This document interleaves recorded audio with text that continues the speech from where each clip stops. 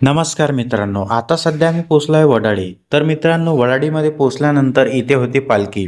तर मित्रांनो, पालखी सोहळ्याचं सर्वात आधी आम्ही दर्शन करून घेतलं आहे. त्यानंतर शंभूशेष बाबाचं इथं छोटंसं मंदिर आहे नागदेवताचं, त्यांचं आपण दर्शन करून घेऊया. त्यानंतर मित्रांनो, थोडं समोर गेल्यानंतर पालखी जी आहे ते राम मंदिरामध्ये होती. तर राम मंदिरामध्ये पण आम्ही दर्शन करून घेतलेलं आहे. इथे तुम्ही बघू शकता राम, लक्ष्मण, सीतेचं आणि बजरंगबलीचं इथे दर्शन करून घेऊ शकता. त्यानंतर मित्रांनो, आम्ही निघालेलो आहे इंद्रशेष महाराजांच्या मंदिरामध्ये. तर मित्रांनो, इथे आधी इंद्रशेष जे महाराज आहे ते सवारी येत होती त्यांच्या अंगामध्ये. तर इथे कृष्णाचं मंदिर आहे नागदेवताचं, म्हणजे बघू शकता तुम्ही, इथे दर्शन घेऊ शकता कृष्णाचं. त्यानंतर हे इंद्रशेष महाराज आहे, त्यांचं सिंहासन हे चांदीचं आहे आणि मागे 5 फणीवाले नागदेवता आहे. त्यानंतर इथे दत्तात्रयाचं आपण दर्शन करून घेऊया. आणि मित्रांनो, हा जो आहे वडाळी तलाव आहे.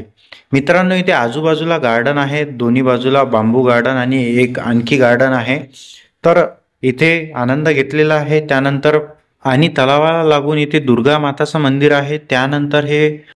त्यानंतर हे नागदेवतेचं वारूळ आहे. तर मित्रांनो, आम्ही फोटो काढले काही. हे मिनी व्लॉग आहे. जर तुम्हाला आवडला तर व्हिडिओ लाईक करा, चॅनलला सबस्क्राईब नक्की करा मित्रांनो.